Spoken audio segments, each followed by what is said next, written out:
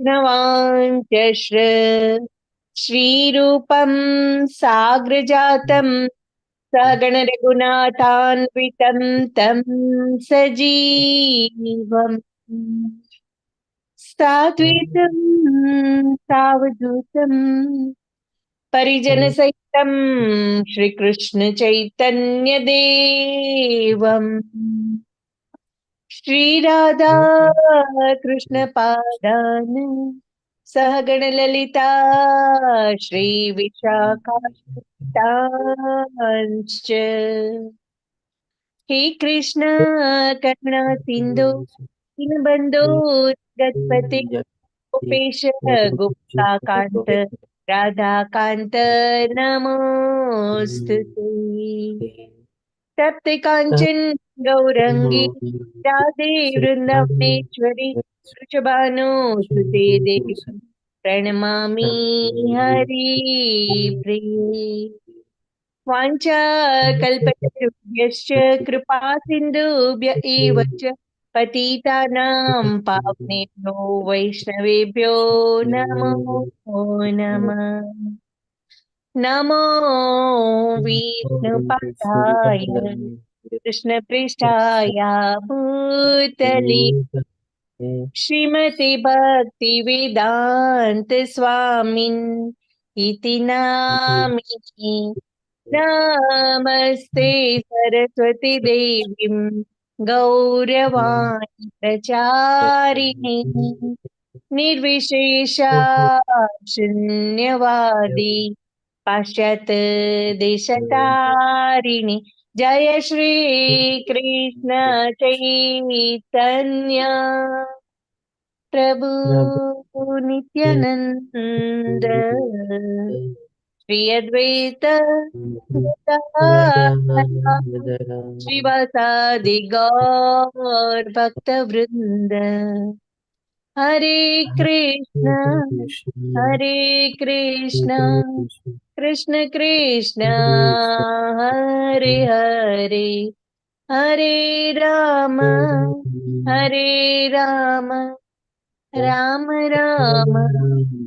हरे हरे हरे कृष्ण सौने सादर प्रणाम। हरे कृष्ण दीप्ति माता जी, धन्यवाद दीप्ति माता जी। हरे कृष्ण सर्वे ने, श्रीला प्रभुपाद हरे की कृष्ण जय। ऑल वैष्णव ने हरे कृष्ण ईश्वरी माता जी।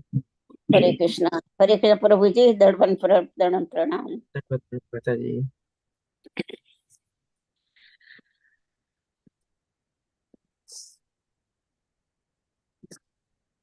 ज्योति माता जी, अर्चना माता जी, हेमंत प्रभु जी, कोमल माता जी, पूर्वी माता जी, तिमाजा माता जी, सेजल माता जी, जयश्री माता जी, दर्शना भट्ट अमदावाद माता जी, अक्षय प्रभु जी, वेदांश प्रभु जी,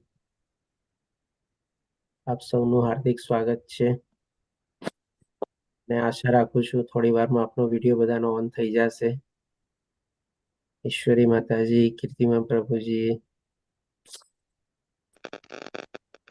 દર્શના માતાજી, પરમાર ચંદ્રિકા માતાજી, કલ્પેશ પ્રભુજી, સંજય પ્રભુજી, મીરા માતાજી, हरे આપ સૌનું कृष्ण પણ હાર્દિક સ્વાગત છે। હરે કૃષ્ણ સર્વેને અને આ બધાનો વિડીયો ઓન રાખવા માટે આપને ખૂબ ખૂબ ધન્યવાદ। હરે કૃષ્ણ સેજલ માતાજી, કોમલ માતાજી, વિડીયો ઓન કરી દેશો તો સારું રહેશે। ઓકે તો ગઈકાલે આપણે અધ્યાય બીજાના આપણે 1 થી 30 શ્લોક કવર કર્યા હતા અને એમાં એક બહુ મહત્વનું જ્ઞાન આપણે પ્રાપ્ત કર્યું જે આપણે કહી શકીએ કે બહુ આપણને ઓછા આધ્યાત્મિક પુસ્તકોમાંથી મળે છે। આમ કહીએ તો કદાચ આપણને ભગવદ્ ગીતામાંથી જ આ જ્ઞાન આપણને મળે છે કે ભઈ આપણે શરીર નથી પણ આપણે આત્મા છીએ અને આપણને પોતાની જાતની આપની સાચી ઓળખાણ આપણને મળે। હરે કૃષ્ણ ચંદ્રિકા માતાજી, હરે કૃષ્ણ પ્રભુજી, દંડવત પ્રણામ। ઓકે કે આપણને પોતાની ઓળખાણ મળે છે કે ભઈ આપણે આ શરીર નથી પણ આપણે ભગવાનમાં એક અંશ તરીકે, આપણે પરમાત્માના અંશ તરીકે આત્મા રૂપી છીએ અને એ આત્મા આપણા હૃદયમાં વાસ કરે છે। આ એક બહુ મહત્વનું જ્ઞાન જે છે જે આપણને ભગવદ્ ગીતા સિવાય બહુ ઓછા આધ્યાત્મિક પુસ્તકોમાંથી અથવા શાસ્ત્રમાંથી મળે છે અને સાથે સાથે આપણે આત્માના એવા 30 લક્ષણો છે એ પણ ભગવાન આપણને 12મા શ્લોકથી લઈને 30મા શ્લોક સુધી વર્ણવે છે। તો આજે આપણે 31મા શ્લોકથી આગળ વધશું અને નોર્મલી આપણે 2 દિવસ સુધી continuous back to back class હતા, એટલે આપણે પ્રશ્નોત્તરી નહોતા લઈ શક્યા. તો આજે જો અધ્યાયના અંતમાં આપણને કોઈ પ્રશ્ન હોય તો એ પણ આપણે કોશિશ કરશું કે આપણે કવર કરી લેશું પૂરા. અને હવે નોર્મલી પાછું રેગ્યુલર ચાલશે. પાછા શનિવાર રવિવારે બ્રિજ ક્લાસ હશે, ત્યારે કદાચ આપણે થોડી ઘણું સમયની સાથે બાંધછોડ કરવી પડશે અને થોડું ફાસ્ટ જવું પડશે. તો આજે 31મા શ્લોકથી આપણે શરૂઆત કરીએ. તો અર્જુનનો જે પહેલો પ્રશ્ન હતો, કરુણા એટલે કે કરુણા અને લાગણીથી શોકગ્રસ્ત હતો, તેના સંદર્ભમાં ભગવાન શ્રી કૃષ્ણ બતાવે છે કે તારે શોક કરવાની જરૂર નથી. આ શરીર તો ટેમ્પરરી છે, પણ એની અંદર રહેલી જે આત્મા છે ચિરસ્થાયી છે, સનાતન છે અને દિવ્ય છે, અને એ ક્યારેય મરતી નથી. ગમે તે રીતે કોઈ એને મારવા માટે સમર્થ છે નહીં. આવી રીતે ભગવાન શ્રી કૃષ્ણ એનું પહેલા પ્રશ્નનું નિરાકરણ લાવે છે. અને બીજા પ્રશ્નનો હવે એનો પ્રશ્ન હતો કે ભાઈ કોઈ આનંદ નથી. જો હું યુદ્ધમાં પણ જીતી જઈશ તો રક્ત રંજિત થશે અને કેવી રીતે હું આનંદ મેળવી શકીશ. તો એના સંદર્ભમાં ભગવાન શ્રી કૃષ્ણ 31મા શ્લોકથી જવાબ આપવાનું શરૂ કરે છે. તો કે છે 31મા શ્લોકમાં, ક્ષત્રિય તરીકે તારા વિશિષ્ટ કર્તવ્ય ધર્મનો વિચાર કરીને તારે એ જાણવું જોઈએ કે તારા માટે ધર્મ અર્થે એટલે કે એના માટે અત્યારે ધર્મ શું છે? તો કે ભાઈ પોતાનો સ્વધર્મ નિભાવવાનો. પોતાનો સ્વધર્મ શું છે? તો કે ભાઈ ગુણોના પ્રભાવ હેઠળ એ ક્ષત્રિય ગુણોમાં જીવે છે. તો એ ગુણો પ્રમાણે, એના સ્વભાવ પ્રમાણે એનો સ્વધર્મ બની જાય છે ક્ષત્રિય તરીકે. જ્યારે કોઈ પણ એને યુદ્ધ ભૂમિ ઉપર પડકાર ફેંકે અથવા લલકારે તો એને આપણે સામનો કરવાનો અને એને પ્રતિકાર આપવાનો. આ એનો ધર્મ છે. આવી રીતે કે છે તારા માટે ધર્મ અર્થે યુદ્ધ કરવાથી વધુ સારું કોઈ ઉદ્યમ નથી, અને તેથી તેમાં જરા પણ અચકાવાની જરૂર નથી. અને આપણો સ્વધર્મ અથવા આપણો જે નિયત કર્મ હોય એમાં આપણે ક્યારેય પણ અચકાવવું ન જોઈએ. આપણા સ્વભાવ પ્રમાણે, ગુણો પ્રમાણે, લાયકાત પ્રમાણે, કાબિલિયત પ્રમાણે આપણે જે કાંઈ પણ આપણું નિયત કર્મ નિર્ધારિત કરેલું હોય જીવનમાં, એ ડેફિનેટલી આપણે હંમેશા કરવું જ જોઈએ. અને ગમે તે સંજોગોમાં પણ આપણે એને ક્યારેય ટાળવું ન જોઈએ. અને એમાં સાથે સાથે આપણે કોઈ જાતની આળસકી પણ ન દાખવવી જોઈએ. આ રીતે ભગવાન શ્રી કૃષ્ણ કહે છે કે તારા સ્વધર્મ એટલે કે ક્ષત્રિય ધર્મ નિભાવવા માટે અત્યારે યુદ્ધ કરવા સિવાય બીજો તારા પાસે કોઈ ઓપ્શન નથી, કોઈ વિકલ્પ નથી. અને એમાં આગળ વધવા માટે તારે કોઈ ચીજમાં માટે અટકવાની જરૂર નથી, એટલે કે અચકાવવાની જરૂર નથી. પછી બીજા શ્લોકમાં, પછી 32મા શ્લોકમાં ભગવાન શ્રી કૃષ્ણ કહે છે, હે પાર્થ, જે ક્ષત્રિયોને માટે સ્વર્ગલોકના પ્રવેશ દ્વારા ઉગાડનારા યુદ્ધના આવા અવસરો અનાયાસે પ્રાપ્ત થાય છે, તેઓ ખરેખર ધન્ય છે. તો એ વખતમાં શું છે, એવો અવસર હતો કે ક્ષત્રિય તરીકે જો આવી રીતે કોઈ લોકોને યુદ્ધ લડવાના કોઈ અવસર પ્રાપ્ત થાય, ઓપોર્ચ્યુનિટી પ્રાપ્ત થાય, તો કોઈ એ લોકો એ તકને છે ને મૂકતા નહીં. હંમેશા એ તકને એ લોકો ઝડપી લેતા. અને કારણ કે એમાં શું કામ એ લોકો ઝડપી લેતા? કારણ કે જો એ યુદ્ધમાં લડતા લડતા એ જે મરી જાય, એટલે કે એનો વધ થાય, તો એવું આપણા શાસ્ત્રમાં વર્ણવેલું છે કે ભાઈ આપણને સ્વર્ગલોકની પ્રાપ્તિ થાય. અને જો ડેફિનેટલી યુદ્ધમાં જીતી જાય તો બાકી બધા એને સુખ અને ભોગવવાનો એને લાભ મળી શકે. એટલે કે આવી રીતે ભગવાન શ્રી કૃષ્ણ કહે છે આવો અવસર ક્ષત્રિયોના જીવનમાં તો ભાગ્યે જ આવે છે. કારણ કે તમે જોજો પહેલાના વખતમાં જ્યારે યુદ્ધ લડાતા આપણે મહારથીઓને બધા વચ્ચે, મોરોલેસ શું છે, એમ હોય કે ભાઈ આ વધારે પાવરફુલ છે તો આ જીતશે, આ થોડો હલકો છે તો કાં તો એ શરણાગતિ લેશે, પોતાની હાર માનશે, અથવા તો એનો વધ થશે. એટલે કે આવી રીતે બધા લોકો ત્યારે યુદ્ધમાં લડતા. તો એવો અવસર જે છે એ ક્ષત્રિયો માટે બહુ ઓછો પ્રાપ્ત થતો. એટલે કે આ રીતે ભગવાન શ્રી કૃષ્ણ એને કહે છે કે આવો અવસર તો ભાગ્યે જ લોકોને મળે છે, અને તું ધન્ય છો કે તારા જીવનમાં આવો અવસર તને અત્યારે પ્રાપ્ત થયો છે કે આટલા મોટા મોટા યુદ્ધો સામે, મહાવીરો સામે તારે અત્યારે લડવાનું છે. તારું પૂરેપૂરું તારું ખમીર તારે દાખવવાનું છે. તારું જે શૌર્ય છે, તારી જે વીરતા છે અને તારું જે કૌશલ્ય છે એ બધું દાખવવાનો તને એક ઉમદા મોકો મળ્યો છે. આવો તક એટલે કે આવો અવસર તારે ક્યારેય ચૂકવો ન જોઈએ. ભાગ્યે જ આવો અવસર પ્રાપ્ત થાય છે.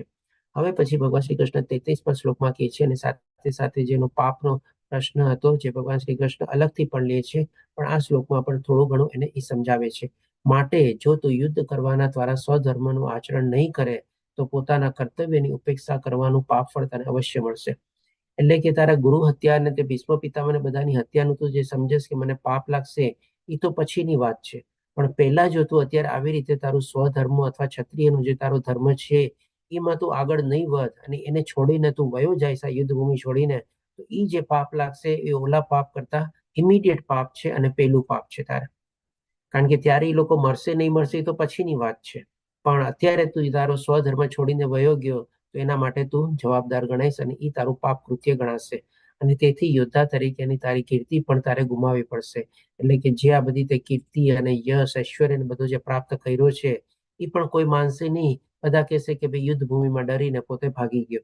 આવી રીતે ભગવાન શ્રી કૃષ્ણ એના પાપના ભયનો પણ સંદર્ભમાં જવાબ આપે છે અને પોતાના સ્વધર્મ નિભાવવાના પ્રતિકાર રૂપે જો એને શું રિએક્શન મળી શકશે એ પણ કહે છે કે તારી કીર્તિ તારે ગુમાવવી પડશે. પછી ભગવાન શ્રી કૃષ્ણ 34મા શ્લોકમાં કહે છે, લોકો હંમેશા તારા અપયશનું વર્ણન કરતા રહેશે અને સન્માનપાત્ર વ્યક્તિ માટે અપયશ તો મૃત્યુથી પણ વધારે ખરાબ હોય છે. આજે કોઈ માણસ માની લે બહુ ઇજ્જતદાર સમાજમાં વ્યક્તિ હોય, સારું એવું નામ અને રેપ્યુટેશન હોય અને કહેવાય છે ને કે એક વાર માણસની ઇજ્જત છે ને એક વાર અથવા એની રેપ્યુટેશન જે છે ને એક વાર જો વહી ગઈ ને તો એને મેળવવા માટે છે ને એને ફરીથી પાછી જિંદગીમાં મોકો મળતો નથી. કારણ કે રેપ્યુટેશન બનાવવામાં, ઇજ્જત બનાવવામાં છે ને વર્ષોના વર્ષો લાગી જાય છે. ત્યારે જઈને એ મુકામ ઉપર પહોંચે છે.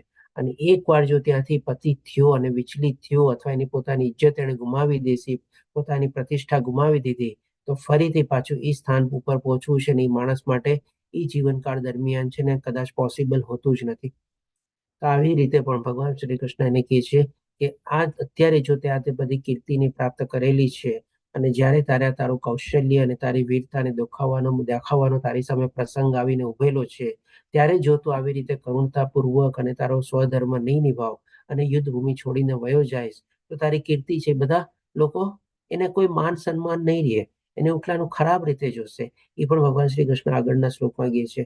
અને એક આવી રીતે ક્ષત્રિય તરીકે યોદ્ધા માટે પીઠ પીછેહઠ થવું, પીઠ દેખાડવી, યુદ્ધ ભૂમિ છોડીને વયું જવું, યુદ્ધ ન લડવું, પડકાર કોઈ ફેંકે તો પણ એને સાંભળવો નહીં, એ કહીએ ને કે બહુ જ અપમાનજનક શબ્દ છે. આપણે આવી રીતે ભગવાન શ્રી કૃષ્ણ કહે છે કે તું મૃત્યુ કરતા પણ વધારે ખરાબ છે.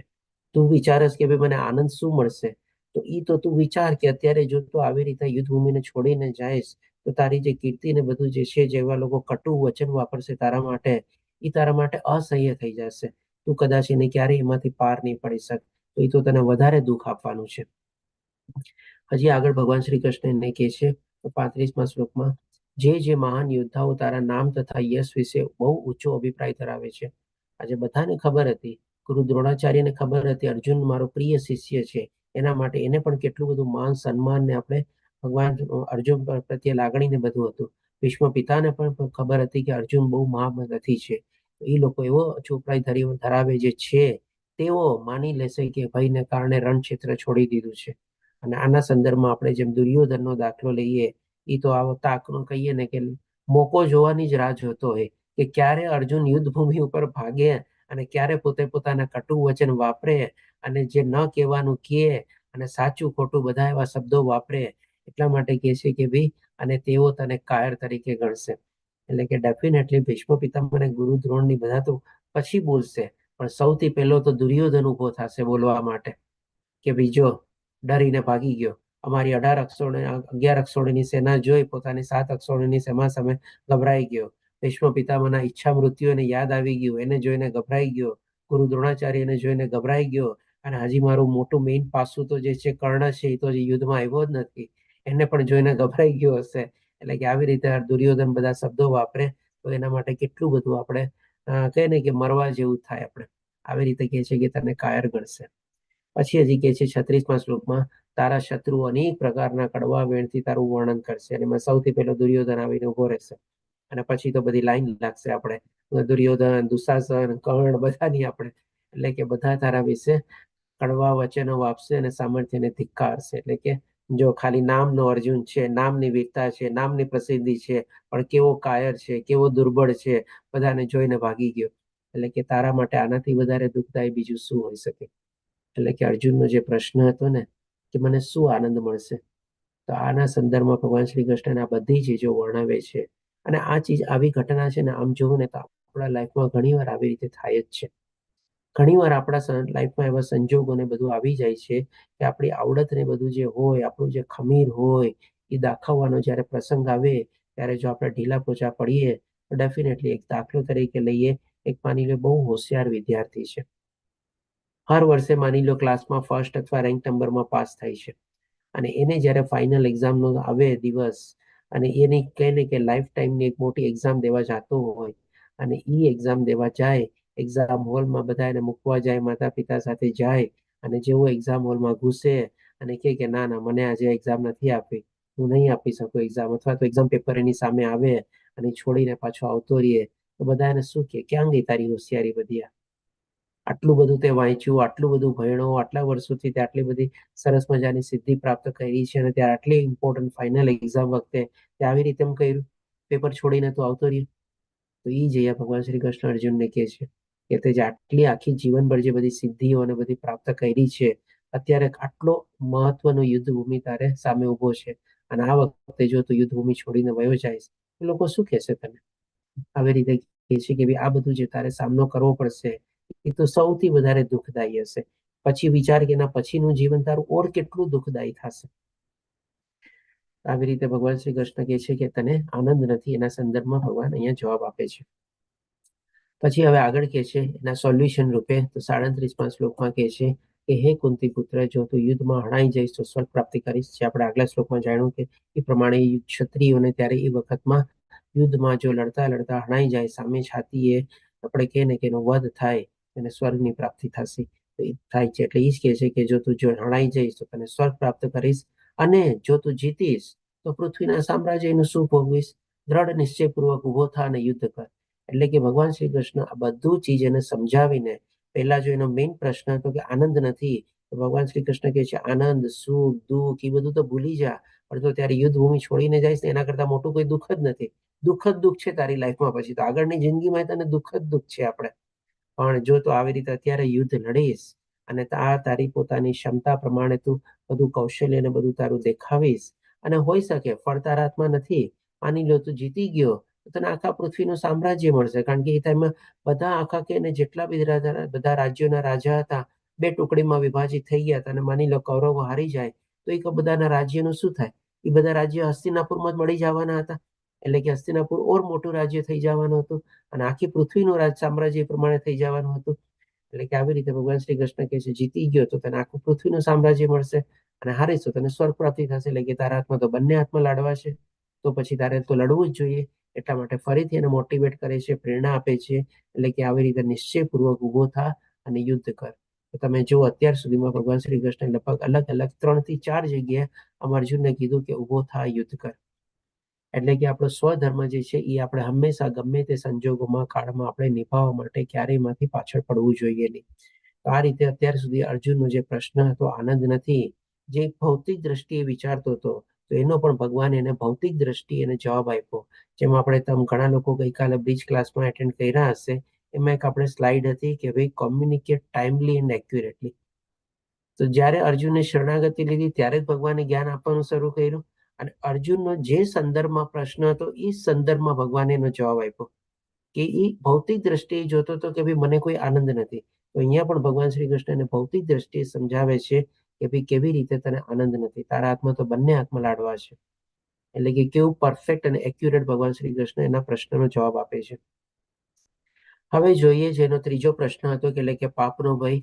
એના સંદર્ભમાં પહેલા તો ભગવાન ઓલરેડી એને બતાવી દીધું કે ભાઈ જો તું સ્વધર્મ છોડીને જઈશ તો સૌથી પહેલું પાપ તો તને લાગવાનું જ છે.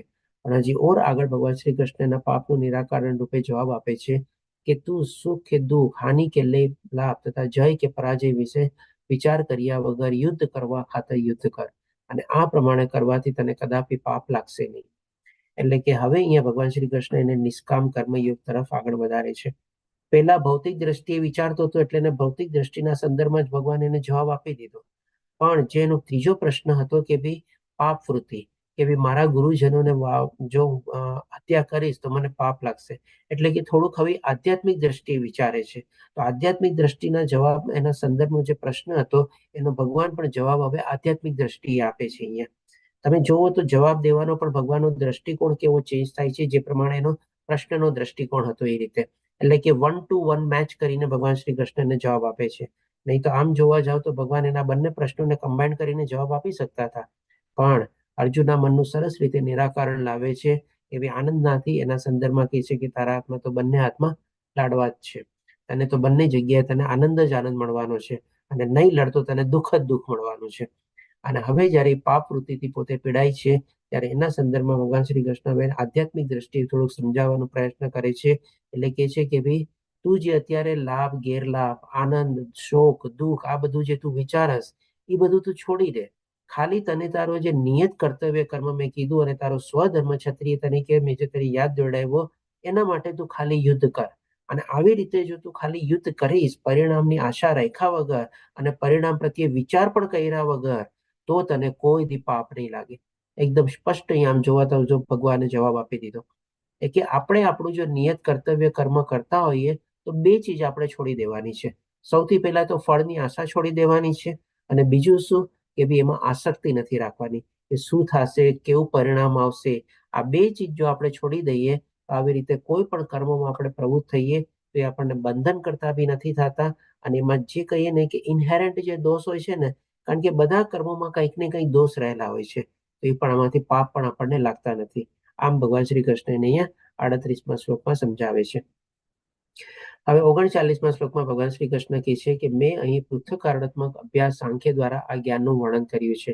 એટલે કે જે ભગવાને આત્મજ્ઞાન એને આપ્યું એને સહજ રીતે ડિટેલમાં અલગ અલગ રીતે એને સમજાયું કે કેવા 30 લાક્ષણિકતા છે આત્માના ને બધું સમજાયું. હવે નિષ્કામ ભાવે કર્મ કરવા વિશે સમજાવું છું તે સાંભળ. હે પૃથાપુત્ર જો તું એવા જ્ઞાનથી કર્મ કરીશ તો કર્મ બંધનમાંથી પોતાને મુક્ત કરીશ. એટલે કે ઓલરેડી ભગવાને આમ જોવું તો એને જવાબ આપી દીધો છે કે ભાઈ તારો સ્વધર્મ જો તું નિભાવીશ અને ફળની આશા નહીં રાખ તો તને એમાં કોઈ જાતનું કોઈ પાપ લાગતું નથી. ભલે તું તારા ગુરુને એમાં હત્યા કરીશ તો બી. એટલે કે તારે એનાથી જરાય ડરવાનું નથી અને આ બધી ચીજ મેં તને આત્મજ્ઞાન જ્યારે આપ્યું એના સંદર્ભમાં કનેક્ટેડ છે. તેમ છતાં પણ હવે હું તને નિષ્કામ ભાવે એટલે કે નિષ્કામ કર્મયોગ વિશે તને સમજાવીશ. તો ભગવાન શ્રી કૃષ્ણ પછી હવે 40મા શ્લોકમાં કહે છે કે આ બુદ્ધિ યોગમાં પ્રયાસ કરવામાં કોઈ હાનિ નથી અને અથવા ઘટાડો પણ નથી અને આ માર્ગ પર કરેલી થોડીશી પ્રગતિ પણ વ્યક્તિનું મહાન ભયમાંથી રક્ષણ કરી શકે છે. તો જો અહીંયા ભગવાન શ્રી કૃષ્ણ છે ને જ્ઞાન યોગ અને બુદ્ધિ યોગ બે વચ્ચે છે ને સ્પષ્ટીકરણ કરે છે.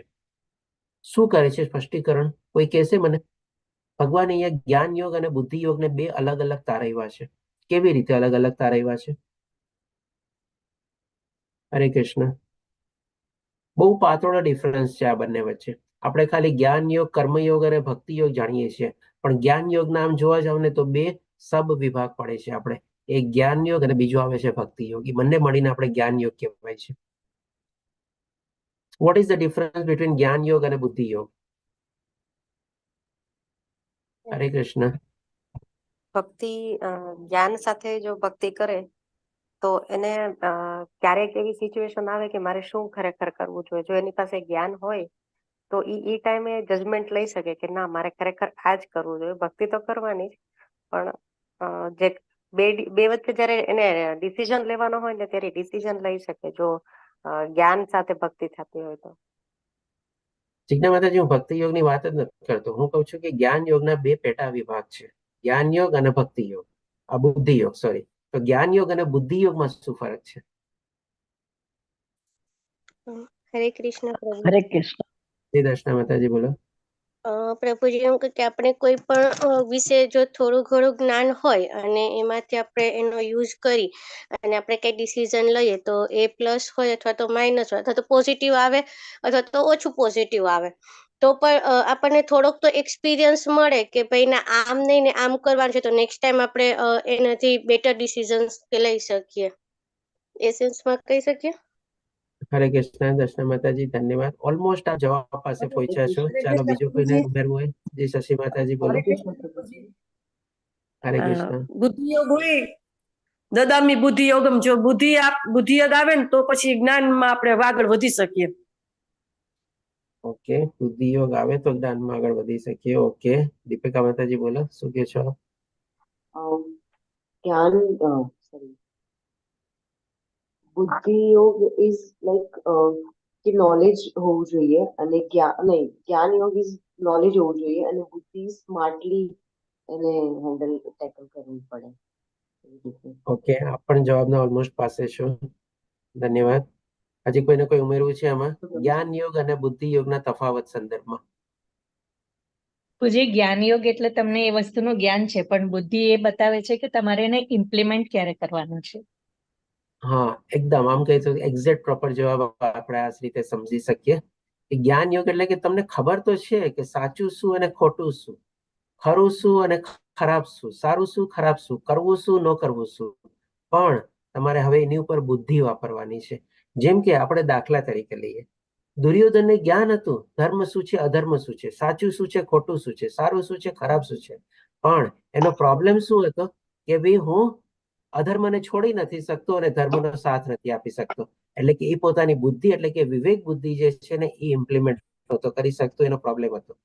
ધૃતરાષ્ટ્રને પણ જ્ઞાન હતું કે ભાઈ અત્યારે ધર્મક્ષેત્ર ઉપર જે યુદ્ધ ને બધું થવાનું છે, મારા પુત્રોની હાર થવાની છે, વેદવ્યાસજીએ ભવિષ્ય બી ભાકી દીધું છે, પણ એની બુદ્ધિને પોતે વાપરી નથી શકતો અને યુદ્ધને રોકી નથી શકતો. તો આ તફાવત થઈ જાય છે જ્ઞાન યોગ અને બુદ્ધિ યોગ. બુદ્ધિ યોગ તમે જોવા જાઓ ને તો જ્ઞાન યોગથી ઉપર છે આપણે. અને જ્યારે બંને કમ્બાઈન્ડ થાય છે, વિવેક બુદ્ધિ વાપરીને પછી આપણે આગળ વધીએ છીએ અને પછી જેમ કે આપણે જ્ઞાન યોગની સાથે સાથે આપણે ભગવાનની ભક્તિમાં પ્રવૃત્ત થઈએ અને સાથે આપણું નિયત કર્તવ્ય બી કર્મ કરીએ તો આપણે કહી શકીએ કે જ્ઞાન યોગ, બુદ્ધિ યોગ અને કર્મયોગ તમને કમ્બાઈન્ડ થઈ જાય છે અને આપણું જીવન આપણે સરસ રીતે આપણે આગળ વધારી શકીએ છીએ. બાકી જો તમે ત્રણેયને અલગ અલગ રીતે વિચારશો ને, અલ્ટિમેટલી છે ને ત્રણેયનું લક્ષ્ય એક જ છે, કરવાનું બધું છે. આપણે કર્મ બી કરવાનું છે, આધ્યાત્મિક જ્ઞાન બી પ્રાપ્ત કરવાનું છે, પોતાની બુદ્ધિને પણ વિવેક રૂપે વાપરવાની છે. કારણ કે જ્યાં સુધી આપણે આ સંસારમાં છીએ અને શરીર છે ત્યાં સુધી આપણે આ બધી ચીજોના પ્રશ્નો આપણી સામે આવવાના જ છે અને આપણે હંમેશા બુદ્ધિનો આપણે એપ્લાય કરવાનું છે અને સાથે સાથે આપણે ભગવાનની ભક્તિ કરવાની છે. જો આ રીતે કરશું ને તો જ આપણી બેલેન્સ લાઈફ થશે.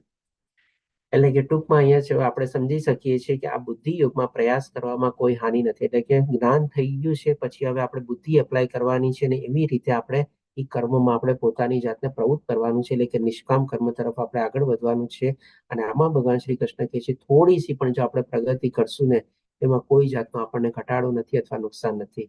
અને આ માર્ગ પર કરેલી થોડી સી પ્રગતિ પણ વ્યક્તિનું મહાન ભયમાંથી રક્ષણ કરી શકે છે. સૌથી મોટો ભય શું? આપણને મૃત્યુનો ભય હોય છે. એટલે કે મૃત્યુ પછી આપણને શું શરીર મળશે, કેવી આપણી ગતિ થશે.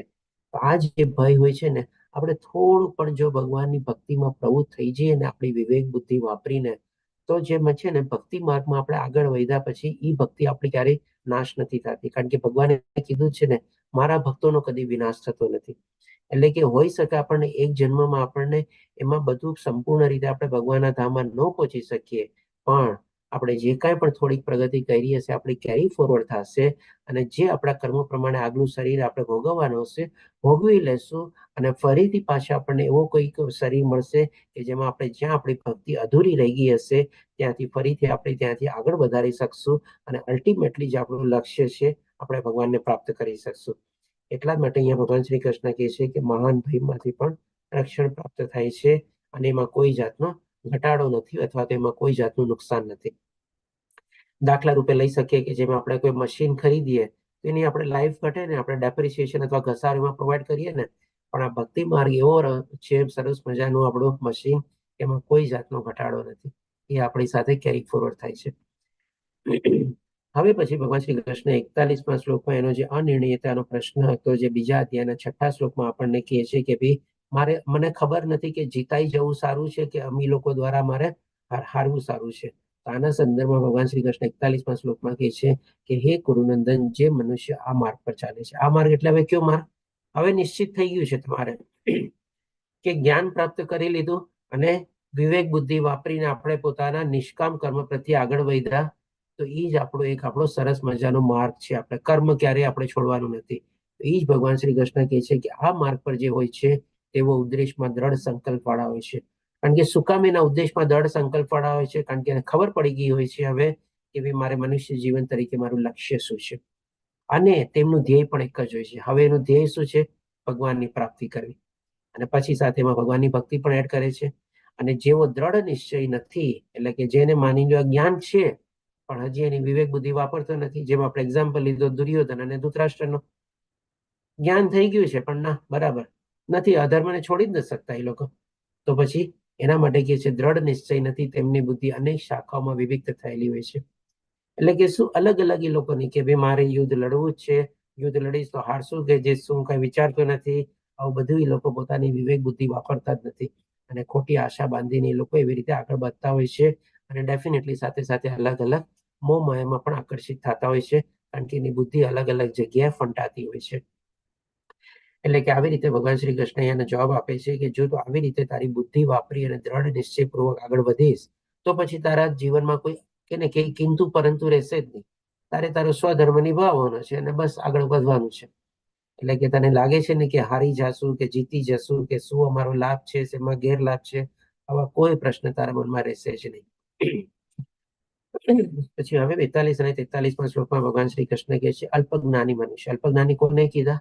કે જેને કાં તો આવું જ્ઞાન નથી અથવા તો જ્ઞાન છે પણ એને પોતાની વિવેક બુદ્ધિ વાપરી શકતા નથી, એને અલ્પજ્ઞાની કીધા. એટલે કે ઇનડાયરેક્ટલી એને મૂર્ખ તરીકે ભગવાન શ્રી કૃષ્ણ વર્ણવે છે કે વેદોની તે અલંકારિક વાણી પ્રત્યે અતિશય આસક્તિ ધરાવે છે કે જે સ્વર્ગ પ્રાપ્તિ, ઉત્તમ જન્મ, સત્તા વગેરે માટે વિવિધ સકામ કર્મો કરવાની ભલામણ કરે છે.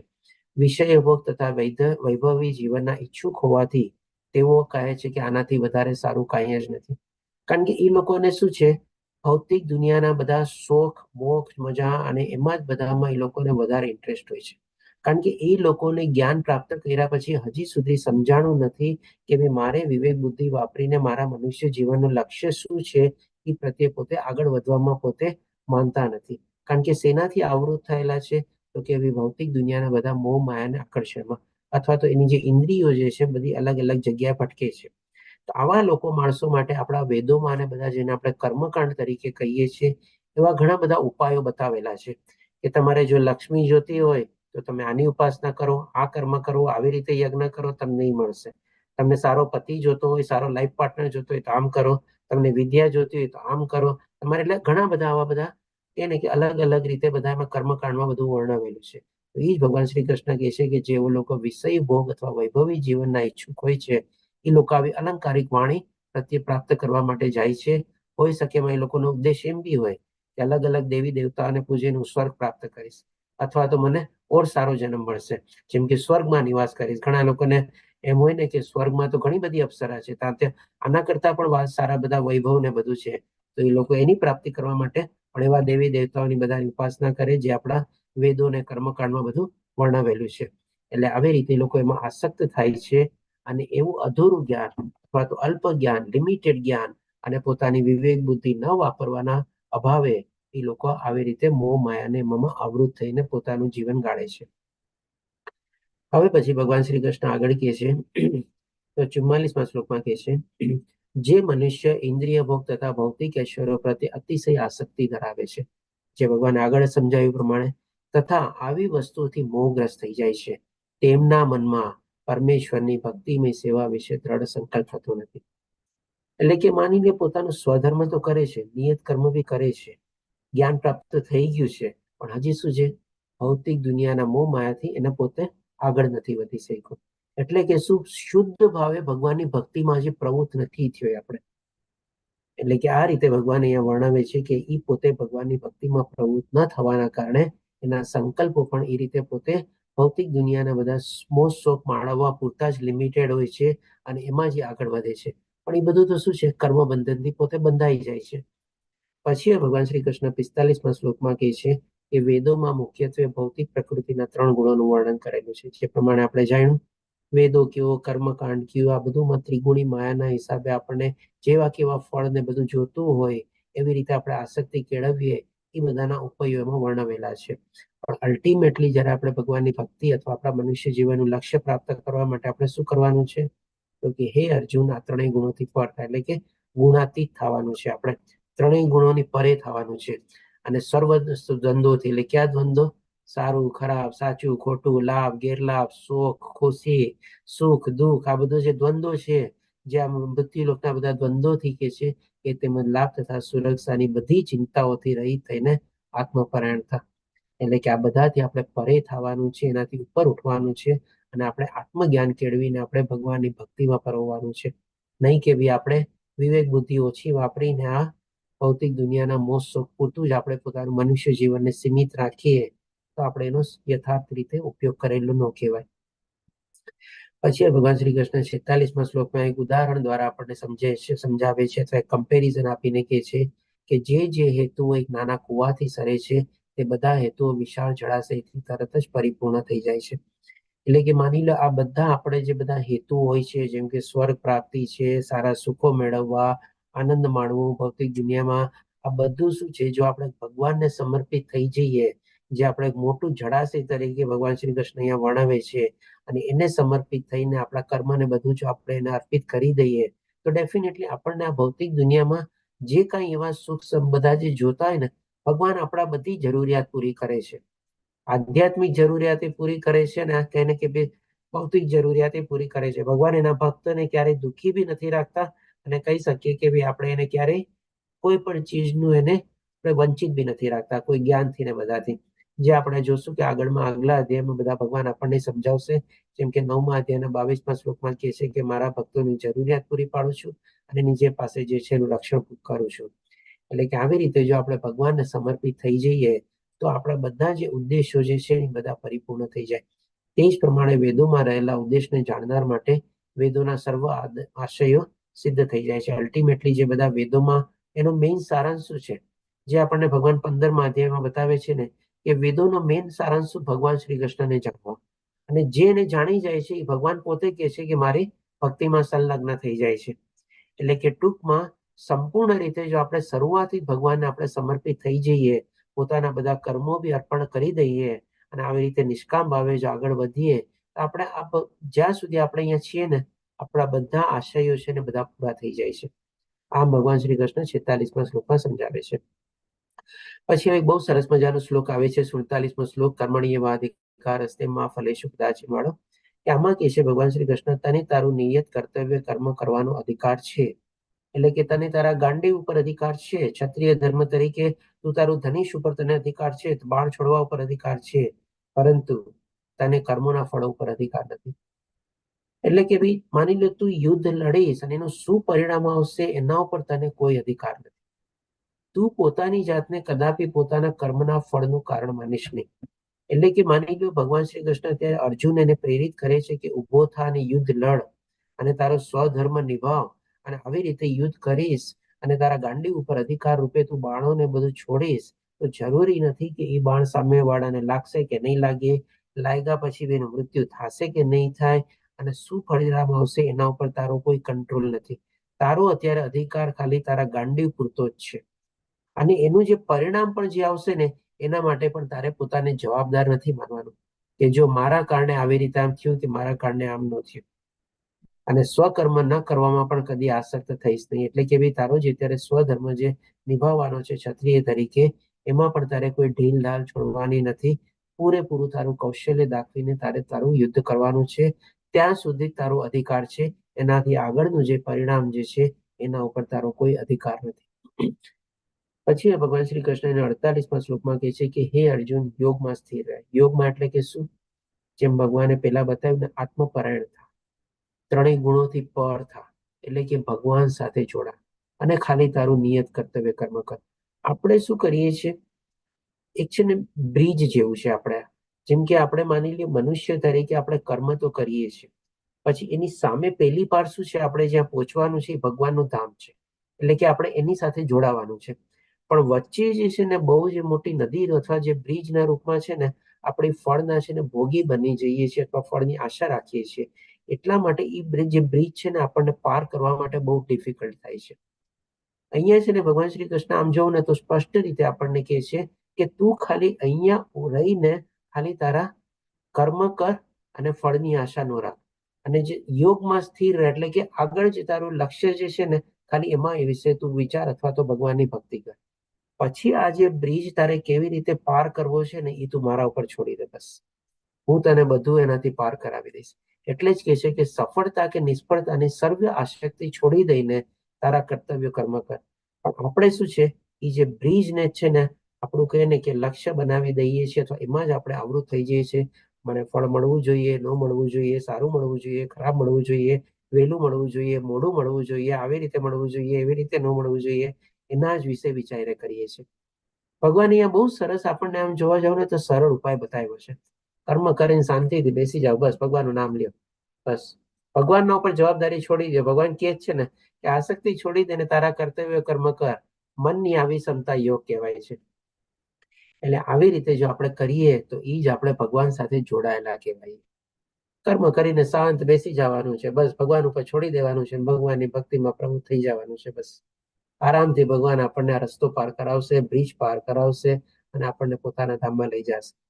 અને એ ફળમાં આપણે જો આસક્તિ આવી રીતે આપણે છોડી શકીએ છીએ. હવે ભગવાન શ્રી કૃષ્ણ આપણને 49મા શ્લોકમાં કહે છે, હે ધનંજય, ભક્તિમય સેવા દ્વારા જ બધા નિંદ્ય કર્મથી દૂર રહી એવા જ ભાવથી ભગવાનને શરણાગત થાય. ભગવાને જો એ જ બતાવ્યું ને આપણને, અલ્ટિમેટલી એ જ વાત આવે છે. આપણે ભગવાન પણ એ જ કહે છે આપણને, જે લોકો પોતાના કર્મના ફળ ભોગવવાની ઈચ્છા રાખે છે તે કૃપણ છે. પણ જો ખાલી અહીંયા સુધી વાંચો, ભગવાને આપણને શું કીધું? ભક્તિમય સેવા કરવાની છે, અને જે કાંઈ પણ કર્મમાં કાંઈ પણ દોષ એવો રહેલો હોય આપણે નિષ્કામ ભાવે કર્મ કરી દેવાનું છે અને ભગવાનને અર્પિત કરી દેવાના છે. બસ ભગવાને, મેં મારું કર્મ કરી દીધું છે, હું તમારી ભક્તિમય સેવામાં પ્રવૃત્ત છું. બસ ભગવાન જવાબદારી ઉઠાવી લે છે. આપણે પછી કોઈ ચિંતા કરવાની જરૂરત જ નથી. આપણે પણ જો આપણે કર્મમાં ફળમાં આપણે આસક્ત થઈ જશું, મેં તો આટલી મહેનત કરી છે, મને તો ફળ મળવું જોઈએ, આટલા ટકા મળવા જોઈએ, આટલા પૈસા મળવા જોઈએ, મારો પ્રોફિટ આટલો થવો જોઈએ, મને આમ થવું જોઈએ, બસ મારું આ ડ્રીમ પૂરું થવું જોઈએ, મારો આ ગોલ પૂરો થવો જ જોઈએ. આવી રીતે આપણે એની ઈચ્છા રાખશું, બસ ત્યાં જ અટકી ગયા આપણે. પછી આપણી ભક્તિ પણ છે ને કદાચ આપણને ઓછી કામમાં આવશે. હવે ભગવાન શ્રી કૃષ્ણ આપણને કહે છે 50મા શ્લોકમાં, ભક્તિમય સેવામાં પરોવાયેલા મનુષ્ય આ જીવનમાં સારા કે નરસા કાર્યોથી પોતાને મુક્ત કરી શકે છે. જુઓ, ફળ સ્વરૂપે આપણને ભગવાને બતાવી દીધું. સારામાં સારું ફળ તો આ જ છે કે નિષ્કામ ભાવે કર્મ કરી અને ભક્તિમય સેવામાં આપણે પરોવાઈ જઈએ તો પણ આપણે અત્યારે જીવતા જીવન છે ને આપણે મુક્ત થઈ શકીએ છીએ. માટે યોગ અર્થે પ્રયાસ કર, કારણ કે યોગ જ કર્મનું કૌશલ્ય છે. આ રીતે ભગવાન આપણને સ્પષ્ટ રીતે બતાવે છે કે નિષ્કામ કર્મ કરી જ આપણું એક્સપર્ટાઇઝ એમાં આપણે કેળવવાની છે અને ભગવાનની ભક્તિ કરીને બસ આપણે એમાં સમર્પિત કરી દેવાનું છે. બાકી પછી ભગવાન જવાબદારી લે છે. હવે 51મા શ્લોકમાં કહે છે કે ભક્તિમય સેવામાં પરોવાયેલા મહાન ભક્તો, એટલે હવે બધા આપણને પરિણામ બતાવે છે, આપણને બધા ફળો બતાવે છે, બધા બેનિફિટ બતાવે છે આપણને કે આવી રીતે જો આપણે કર્મ કરીએ ને આવી રીતે ભગવાનની ભક્તિમાં પ્રવૃત્ત થઈ જઈએ, વચ્ચેનું બધું ભૂલી જવાનું છે. તો એના શું શું બેનિફિટ થાય છે હવે ભગવાન શ્રી કૃષ્ણ બધું બતાવે છે. કેમ ભક્તોમાં ભગવાનનું શરણ ગ્રહણ કરે છે અને આ ભૌતિક જગતના કર્મના ફળનો ત્યાગ કરીને પોતાની જાતને જન્મ મરણના ચક્રમાંથી મુક્ત કરે છે. આ રીતે તેઓ ભગવાનના ધામમાં પાછા જઈને સર્વ દુઃખોથી પર એવું તે પદ પામે છે. આમ જોવા જાવ ને તો 51મા શ્લોકમાં છે ને ભગવાને આપણને ચીજ બતાવી દીધી છે એકદમ સ્પષ્ટ ભાષામાં. આનાથી વધારે જો સ્પષ્ટ ભાષામાં આપણે જો માગીએ ને તો ભગવાન આનાથી મૂકીએ. એકદમ સરસ રીતે કહી દીધું. સૌથી પહેલા શું કીધું? ભક્તિમય સેવામાં પરોવાયેલો મહાન ભક્તો ભગવાનનું શરણ ગ્રહણ કરે છે. ભગવાનની શરણાગતિ આપણે ગ્રહણ કરવાની છે. આપણે કહીએ તો આખી ભગવદ્ ગીતાનો એસેન્સ ઈ જ છે. ભગવાનની ભક્તિ કરો અને ભગવાનની શરણાગતિ ગ્રહણ કરો. બીજી ચીજ શું? તો કે આ ભૌતિક જગતના કર્મફળનો ત્યાગ કરીને, એટલે કે કર્મ કરવાનું છે, આજીવન કર્મ કરવાનું છે, સ્વધર્મ કરવાનું છે, નિયત કર્મ કરવાનું છે, પણ કેવી રીતે? તો કે ભાઈ કર્મફળનો ત્યાગ કરીને. એટલે કે આ બે ચીજ જો કરી લીધી તો ભગવાન આપણને પોતાને શું કહે છે? પોતાની જાતને જન્મકર્ણના ચક્રમાંથી મુક્ત કરે છે. એટલે કેવી? જન્મ મૃત્યુ જરા વ્યાધિમાંથી આપણે મુક્ત, એટલે કે મુક્ત જીવન થઈ ગયા, આપણી આત્મા મુક્ત થઈ ગઈ. આ સંસારમાં રહીને પણ ભગવાન આપણને કહે છે કે તું મુક્તિના ઓલા દ્વાર સુધી પહોંચી શકે છે અને એને પ્રાપ્ત કરી શકે છે. એટલા માટે કહે છે આ રીતે તેઓ સર્વ દુઃખોમાંથી પર એવું પદ પામે છે, એટલે કે ભગવાનનું ધામ પામે છે. જો બધી ચીજ આપણને આ એક શ્લોકમાં ભગવાને કહી દીધી છે. આમ જોવા જાવ ને તો આખી ભગવદ્ ગીતાનો સારાંશ કહીએ તો. હવે ભગવાન શ્રી કૃષ્ણ આપણને 52મા શ્લોકમાં કહે છે કે જ્યારે તારી બુદ્ધિ, એટલે કે આ બધું જો સમજાઈ જશે ને તને, અને તારી બુદ્ધિને આવી રીતે જો તું વાપરવા માંડીશ ને તો મોહ રૂપી ગાઢ જંગલ, એટલે કે ભૌતિક દુનિયાના જે બધા મોહ માયાના આકર્ષણ છે ને એ જંગલને પાર કરવાનું જ છે ને. પાર કરી જશે એટલે કે એને પણ પાર કરવામાં આપણને મદદ કરશે. ત્યારે તારે સર્વ સાંભળવા યોગ્ય બાકી તથા તે સાંભળેલ હશે તે પ્રત્યે ઉદાસીન થઈ જશે. કારણ કે એક શ્લોકમાં જ ભગવાને બધું ચીજ આપણને કહી દીધી. હવે આપણે કઈ બીજું જાણવાની જરૂર નથી, બીજું કઈ સાંભળવાની જરૂર નથી. અને આપણને જે કઈ પણ મળશે જ્ઞાન, આપણે એના પ્રત્યે ન્યુટ્રલ થઈ જશે. ઉદાસીનનો મતલબ એ શું? ન્યુટ્રલ. કે ભાઈ બધું ચીજ જાણી લીધું છે, મને ખબર પડી ગઈ છે કે ભાઈ નિષ્કામ ભાવે કર્મ કરવાનું છે, ફળનો ત્યાગ કરવાનો છે, ભગવાનની ભક્તિમાં જોડાવાનું છે. બસ ભગવાનની ઉપર પછી જવાબદારી છે. અને ભગવાને અહીંયા જ કહી દીધું છે કે આપણે જન્મ મૃત્યુ જરા વ્યાધિમાંથી પાર થઈ જશું અને ભગવાનના શાશ્વત ધામને પામશું. 51મો શ્લોક આપણને બધી ચીજ કહી દે છે. બોલો, આ તો ભગવાન કહે છે ને કે પછી આપણે કઈ જાણવાની જરૂરત જ નહીં રહે. હવે પછી 53મા શ્લોકમાં કહે છે કે જ્યારે વેદોની અલંકાર પ્રચુર ભાષાથી તારું મન વિચલિત થશે નહીં અને આત્મ સાક્ષાત્કારની સમાધિમાં તે સ્થિર થઈ જશે, ત્યાર પછી તને દિવ્ય ચેતના યુક્ત યોગ પ્રાપ્ત થશે. એટલે કે હવે જે શાસ્ત્ર મને બધામાં લખેલું છે એ પણ જાણવાની જરૂર નથી, એની અલંકારવાળી ભાષાઓ જાણવાની જરૂર નથી, એના યજ્ઞ કર્મકાંડ વિશે જાણવાની જરૂર નથી, કારણ કે હવે તો શું છે, એ આત્મામાં એની સમાધિમાં સ્થિત થયેલો છે. આત્મજ્ઞાન જેને પ્રાપ્ત થઈ ગયું છે, પોતાનું નિષ્કામ ભાવે કર્મ કરે છે, ત્યાર કહે છે કે ત્યાર પછી તેને દિવ્ય ચેતના ઉપયોગ પ્રાપ્ત થશે. એટલે કે આપણી આત્મા જે છે ને ત્યારે દિવ્ય અને વિશુદ્ધ આત્મા થઈ જાય છે. કારણ કે ભગવાને કીધું ને કે આ જીવનમાં રહીને પણ જીવન મુક્ત થઈ જાય છે. આપણે જન્મ મૃત્યુના ચક્કરમાંથી પોતે પાર ઉતરી જાય છે. એટલે કે આવી દિવ્ય અવસ્થામાં ખાલી લાસ્ટ ફોર્માલિટી હોય છે.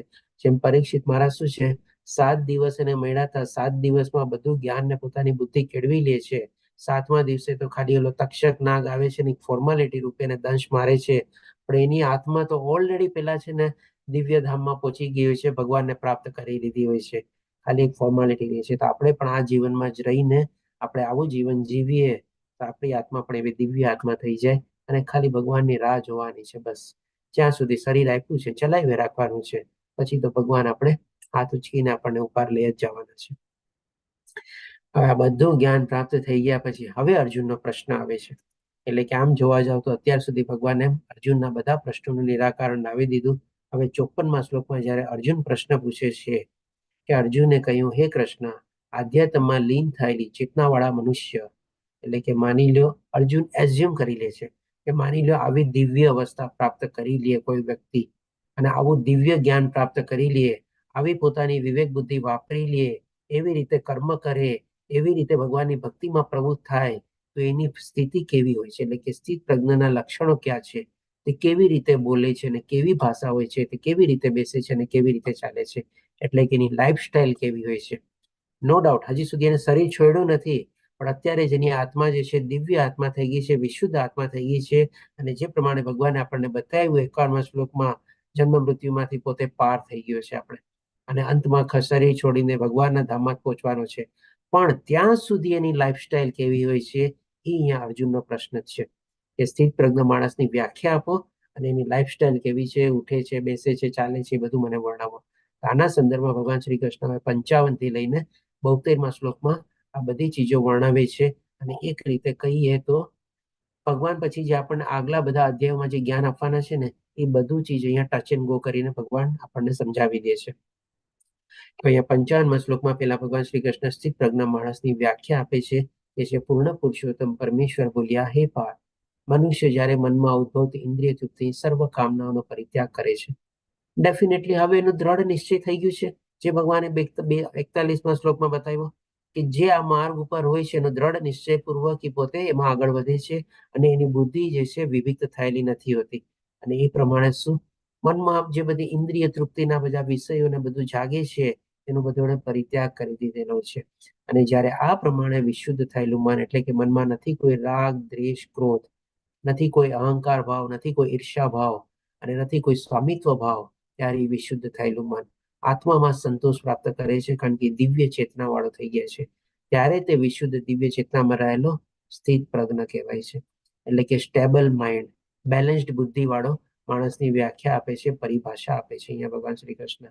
હવે ભગવાન શ્રી કૃષ્ણ એનું લાઈફસ્ટાઈલ વર્ણવે છે.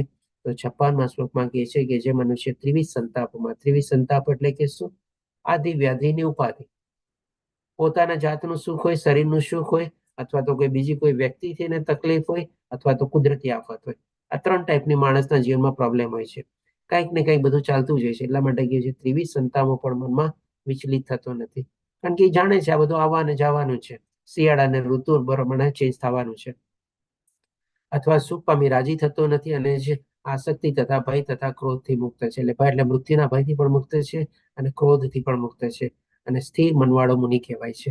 હજી આગળ ભગવાન શ્રી કૃષ્ણની પરિભાષા આપણને સમજાવે છે. જેમ પહેલા આપણને ભગવાન સ્થિત પ્રજ્ઞ માણસની વ્યાખ્યા આપી, હવે અહીંયા ભગવાન શ્રી કૃષ્ણને વિશેષણ આપીને કહે છે કે સ્થિર મનવાળો મુનિ કહેવાય છે, કારણ કે એણે દિવ્ય અવસ્થા પ્રાપ્ત કરી લીધી છે. એની ચેતના જે છે દિવ્ય થઈ ગઈ છે, એની આત્મા જે છે વિશુદ્ધ થઈ ગઈ છે. એટલા માટે ભગવાન શ્રી કૃષ્ણ અહીંયા મુનિ તરીકે વર્ણવે છે. પછી 57મા શ્લોકમાં કહે છે કે જે મનુષ્ય આસક્તિથી રહિત છે, આસક્તિ એટલે કે શું, બધા ઇન્દ્રિયો, ઇન્દ્રિયના વિષયો અને ભૌતિક દુનિયાના મોહ માયાના આકર્ષણથી પોતે રહિત છે. જે સુખ પામી હરખાતો નથી, તેમજ અસુખ પામી શોક કરતો નથી, કારણ કે આ તો સિઝનની પ્રમાણે ચેન્જ થવાનું જ છે. તે પૂર્ણ જ્ઞાનમાં દ્રઢપણે સ્થિર થયેલો છે. અને આ જ એનું પૂર્ણ જ્ઞાન એટલે કે આત્મજ્ઞાન અને દિવ્ય જ્ઞાનમાં એ પોતે સ્થિર થયેલો છે અને એ પ્રમાણે પોતાની વિવેક બુદ્ધિ વાપરે છે. કેવી રીતે પોતાની વિવેક બુદ્ધિ વાપરે છે તેના સંદર્ભમાં ભગવાન શ્રી કૃષ્ણ આપણને એક સરસ મજાનો દાખલો આપીને સમજાવે છે કે જેવી રીતે કાચબો તેના સર્વ અંગોને પોતાના કોછલામાં સંકેલી લે છે. કાચબો આપણે જાણીએ છીએ ઘણા લાંબુ વર્ષ જીવે છે અને કંઈક ને કંઈક એના આગળ ટૂંક આમ તો ચાલતો હોય ને આગળ વધતો હોય, જરાક કંઈક એને પ્રોબ્લેમ જેવું લાગે તરત પોતાનું બધાનું એના કાચલામાં પોતાની જાતને સંકોચી લે. એટલે કે એવી રીતે કમ્પેરિઝન આપીને કે છે તેવી રીતે જે મનુષ્ય પોતાના ઇન્દ્રિયોને વિષયોમાંથી ખેંચી લેવા શક્તિમાન બને છે તે પૂર્ણ ચેતનામાં દ્રઢતાપૂર્વક સ્થિર હોય છે. એટલે કે જે આવી રીતે દિવ્ય અવસ્થા વાળો છે, જે આવો મુનિ જે છે એના મનમાં પણ બધા ઇન્દ્રિય વિષયો તો જાગે જ છે, પણ એ કરે છે શું? જેમ કાચબો પોતાના બધાને સંકોચી લે છે, જ્ઞાન જે એને ભય દેખાય, એવી રીતે આવો મનુષ્ય પણ ઇન્દ્રિયો અને ઇન્દ્રિયના વિષયોને પોતાની અંદર સમેટી લે છે જ્યારે એમાંથી ઉગે છે ત્યારે. અને એવી રીતે કે છે કે દ્રઢતાપૂર્વક સ્થિર હોય છે. હવે પછી 59માં શ્લોકમાં આપણને ભગવાન શ્રી કૃષ્ણ કહે છે કે દેહધારી જીવને ઇન્દ્રિય ભોગ પરત્વે ભલે પ્રતિબિંબ કરવામાં આવે તો પણ વિષયોને ભોગવવાની ઈચ્છા રહે છે. એટલે કે માની લો હવે બીજી અવસ્થા વર્ણવે છે કે જે આવો બુદ્ધિ જેને પ્રાપ્ત કરેલી છે અને જેને આવી રીતે જ્ઞાન પ્રાપ્ત કરેલું છે અને વિવેક બુદ્ધિ વાપરે છે એ તો સ્થિત પ્રજ્ઞ છે, બરાબર છે, એને મુનિબે જાણી લીધું, એની દિવ્ય ચેતના વિશે બધું બરાબર છે. એની સિક્કાની બીજી બાજુ શું? તો અહીંયા ભગવાન શ્રી કૃષ્ણ વર્ણવે છે કે જ્યાં સુધી આપણને આ શરીર છે ત્યાં સુધી ઇન્દ્રિય ભોગ પ્રત્યે આપણને કંઈક ને કંઈક એવું આકર્ષણ ને બધું રહીએ અને એને ભલે જો પ્રતિબિંબ કરવામાં આવે તો પણ વિષયોને ભોગાવવાની ઈચ્છા રહે છે. એટલે કે આપણે બાહ્ય રીતે ઉપર છેલ્લું માની લે આપણા ઇન્દ્રિયોને ઇન્દ્રિયોના વિષયોને આપણે દબાવી દઈએ, પણ મનમાં આપણી ઈચ્છા જાગેલી હોય. એટલે કે એ સ્થિતિ ઉપર સુધી હજી નથી પહોંચ્યો એ મનુષ્ય. અહીંયા બીજી સ્થિતિ વર્ણવે છે.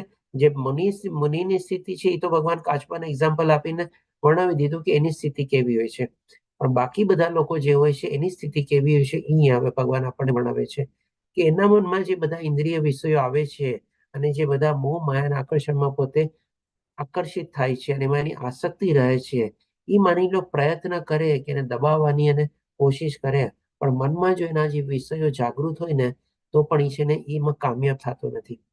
પણ જો એટલે કે એના ઓલ્ટરનેટિવ તરીકે આપણને સોલ્યુશન રૂપે કે છે પરંતુ કૃષ્ણ ભાવનામાં ઉત્કૃષ્ટ રસનો અનુભવ થયા પછી. એટલે કે જેમ જેમ પછી હવે ભગવાનની ભક્તિમાં પ્રવૃત્ત થતો જાય ને તેમ તેમ છે ને આવી રીતે ઇન્દ્રિય અને ઇન્દ્રિયના વિષય ઉપર છે ને પોતે સંયમ મેળવે, કાબુ મેળવે, પછી આપણે કહી શકીએ કે એને દબાવવાની જરૂર નથી હોતી. ઓટોમેટિકલી છે ને આસ્તે આસ્તે શમી જાય છે. જેમ આપણે એક એક્ઝામ્પલ લઈએ બરફ જેમ આપણે કેવી રીતે આપણે એને ફ્રીઝમાંથી બહાર કાઢી અને આપણે નોર્મલ રૂમમાં ટેમ્પરેચરમાં લાવીએ તો આસ્તે આસ્તે કેમ પીગળતો જાય છે. તો એવી જ રીતે આપણી આત્મામાં પણ આવી રીતે ઇન્દ્રિયો અને ઇન્દ્રિયોના વિષયો જે બધા હોય છે એને આપણે જ્યારે ભગવાનની ભક્તિમાં પ્રવૃત્ત કરી દઈએ છીએ, એની સાથે એને જોડી દઈએ છીએ, ત્યારે જેમ બરફ પીગળે છે એવી રીતે આપણી મનમાં પણ આવી બધી ઇન્દ્રિયો અને ઇન્દ્રિયના વિષયો છે ને પીગળતા જાય છે, આસ્તે આસ્તે ઓછા થતા જાય છે. એટલે કે એક અલગ એને હાયર ટેસ્ટ મળી જાય છે, કૃષ્ણભાઈ ભાવનામૃત થઈ જાય છે અને વધારે ને વધારે ભગવાનની ભક્તિમાં પોતે તલ્લીન થઈ જાય છે, પ્રવૃત્ત થઈ જાય છે. એટલે કે છે કે આવો એને ઉત્કૃષ્ટ રસનો અનુભવ થયા પછી વિષયોનો રસ જતો રહે છે. જેમ બરફ પીગળે છે એવી રીતે બધી ઈચ્છાઓ છે ને આસ્તે આસ્તે જાતી જાય છે અને તે ભક્તિમાં સ્થિર થઈ જાય છે. એટલે કે જેને ઊંચો રસ અથવા હાયર ટેસ્ટ એને જે મળ્યો છે ને હવે એમાં ઓર વધારે ને વધારે પોતે પ્રવૃત્ત થઈ જાય છે.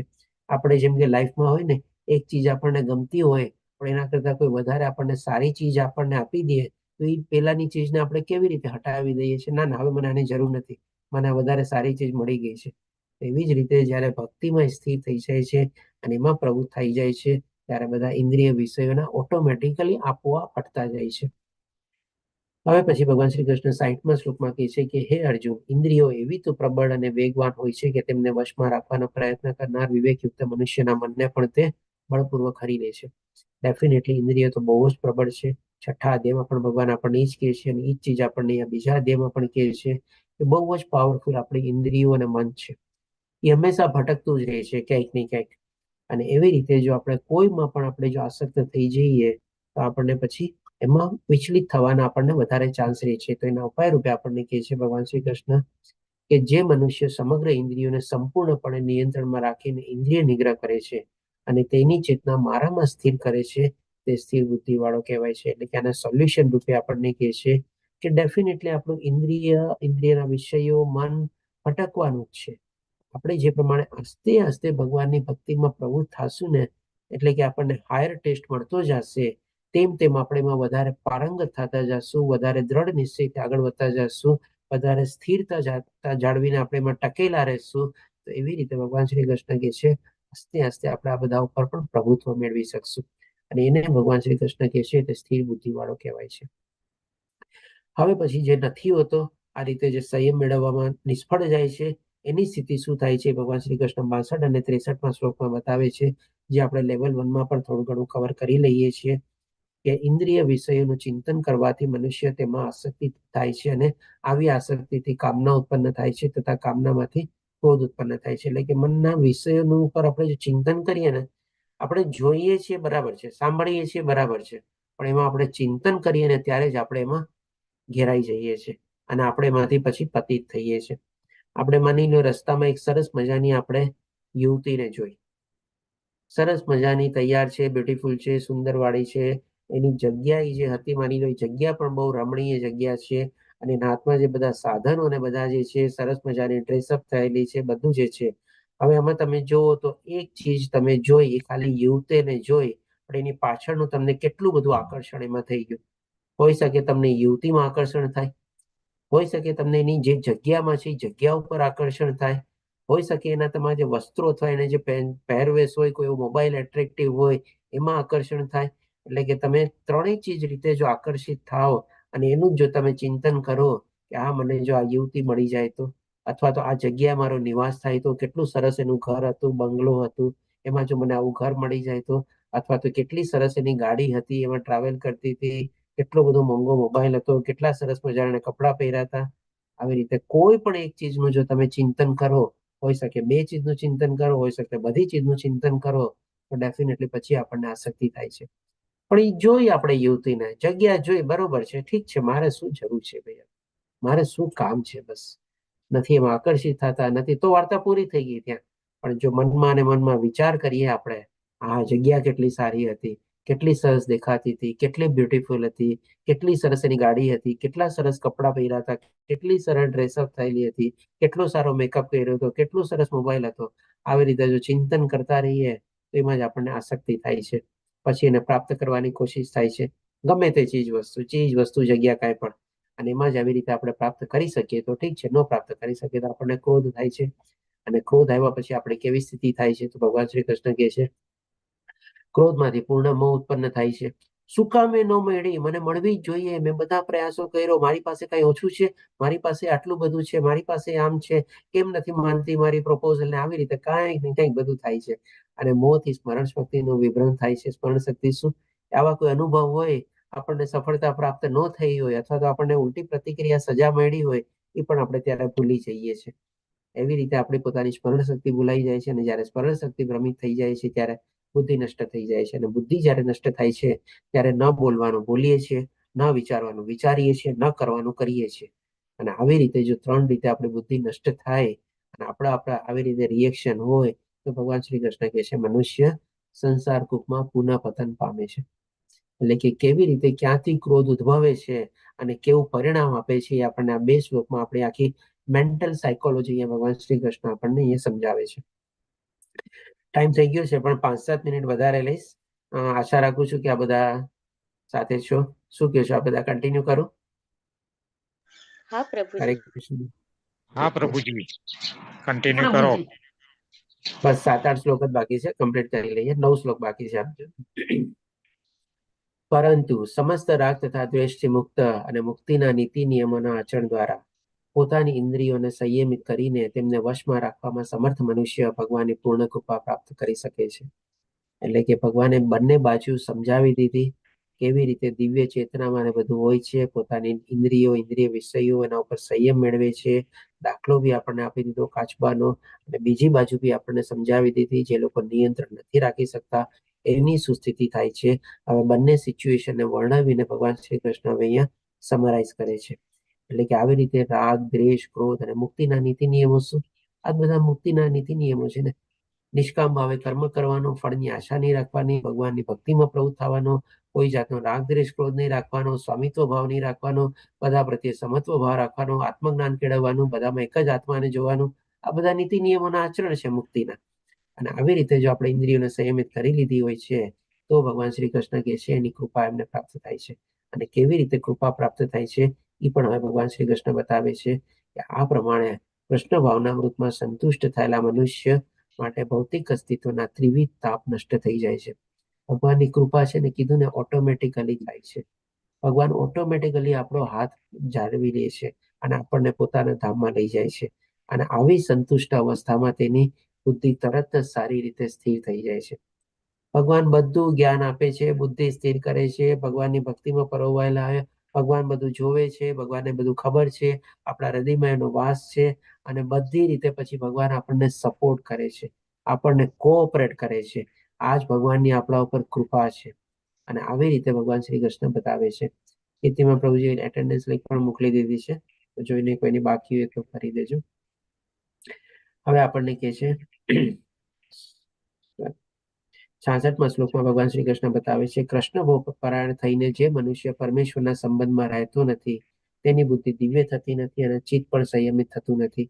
જેના વિના શાંતિની કોઈ શક્યતા રહેતી નથી અને શાંતિ વિના સુખ પણ કેવી રીતે સંભવે. એટલે કે ડેફિનેટલી જે પ્રમાણે ભગવાને આગલા શ્લોકમાં બતાવ્યું કે આવી રીતે આપણે કરીએ તો ભગવાનની બધી કૃપા પ્રાપ્ત થાય છે. અને જો ન રહીએ આપણે ઇન્દ્રિય વિષયોના અને ભૌતિક દુનિયાના મોહમાં એમ જ આપણે સપડાયેલા રહીએ, ખાવું પીવું અને મોજ કરવું એ જ આપણે મનુષ્ય જીવન લક્ષ્ય માનીએ તો એને આપણને નથી સુખ મળતું કે નથી શાંતિ મળતી આપણને. કારણ કે આપણે એ બધી વિષયોનો કોઈ અંત છે જ નહીં. પછી 67મા શ્લોકમાં કહે છે કે જેવી રીતે પાણીમાંની નૌકા પ્રબળ પવન દ્વારા ખેંચાઈ જાય છે, એટલે કે હવે આવા મનુષ્યની સ્થિતિ શું છે એ સરસ મજાની આ એક કમ્પેરિઝન આપીને કહે છે. નૌકાની સાથે ભગવાન શ્રી કૃષ્ણ વર્ણવે છે તેવી રીતે વિચરણશીલ ઇન્દ્રિયોમાંથી કોઈ એક પળ પર જો મન કેન્દ્રિત થાય તો તે મનુષ્યને બુદ્ધિને હરી લે છે. જેમ કે સાગરમાં માની લો સમુદ્રમાં એક મોટું શિપ અને જહાજ જાતું હોય અને એનો કેપ્ટન એના ઉપર નિયંત્રણ ન રાખી શકે અને મોટું વાવાઝોડીને બધું આવે તો કેવી રીતે શિપની હાલત થાય? જેમ તેમ પોતે ભટકતું જાય ને. એવી જ રીતે પણ માની લો આપણા શરીર રૂપી આપણે ઇન્દ્રિયો વિષયો અને મન ઉપર કાબુ ન રાખી શકીએ. આપણે આપણી લાઈફના કેપ્ટન છીએ આપણે, અને એ જો આપણે શિપના કેપ્ટન તરીકે આપણે એના ઉપર કાબુ ન મેળવી શકીએ તો આ તો ઇન્દ્રિયો આપણું મન તો શું છે આપણને ક્યાંક ને ક્યાંક ભટકાવે જ રાખવાની છે. તો જે શિપની હાલત શું થાય, સમુદ્રમાં ડૂબી જ જાય ને. તેવી જ રીતે પણ આપણે આ ભૌતિક દુનિયાના સાગરમાં આપણે ડૂબી જવાના છે. અને ડૂબવાનો મતલબ શું? ફરીને ફરી તેમાં આપણે જન્મ મૃત્યુ જરા વ્યાધિના ચક્કરમાં ફરે જ રાખવાનું છે. પછી હવે આપણને 68મા શ્લોકમાં કહે છે કે તેથી હે મહાબાહુ, એટલે કે એના સોલ્યુશન રૂપે જે મનુષ્ય ઇન્દ્રિયો તેના વિષયોમાં તો સંયમિત થયેલી હોય છે તેની બુદ્ધિ નિસંદેહ સ્થિર હોય છે. એટલે કે આના ઉપર કાબુ મેળવવાનો છે. અલ્ટિમેટલી એને સંયમમાં રાખવાની છે, એને આપણા નિયંત્રણમાં હેઠળમાં રાખવાની છે. આપણે મન ઉપર પ્રભુત્વ મેળવવાનું છે, નહીં કે આપણે મનના નોકર થવાનું છે. આપણે મન ઉપર પ્રભુત્વ મેળવીને એના ઉપર સંયમ કેળવીને આપણે એની સારી દોરવણી કરવાની છે. તો જેને જ કહે છે કે બુદ્ધિની સંદેશ સ્થિર હોય છે. પછી 69મા શ્લોકમાં કહે છે કે સર્વ જીવો માટે જે રાત્રિ છે તે આત્મસંયમી મનુષ્ય માટે જાગતા રહેવાનો સમય છે, અને જે સમસ્ત જીવોનો જાગવાનો સમય છે તે આત્મનિરીક્ષણ કરનારા મુનિ માટે રાત્રિ છે. એટલે કે આના સંદર્ભમાં શું, અને બે રીતે સમજીએ. આપણે ભૌતિક રીતે જોઈએ તો આપણે જેમ કે જે આ માણસ આધ્યાત્મિક જ્ઞાનમાં આ બધામાં પ્રાપ્ત થયેલો હોય, સવારના પરમાં વહેલો ઉઠતો હોય, પોતાના નીતિ નિયમોનું આચરણ કરતો હોય, એને કે આપણે સવારના પરમાં આપણે બ્રહ્મ મુહૂર્તમાં ઉઠતો હોય, જે પ્રમાણે એની બધી ક્રિયા કરવાની કરતો હોય, ત્યારે બાકી બધા લોકો શું હોય, સૂતા હોય આપણે.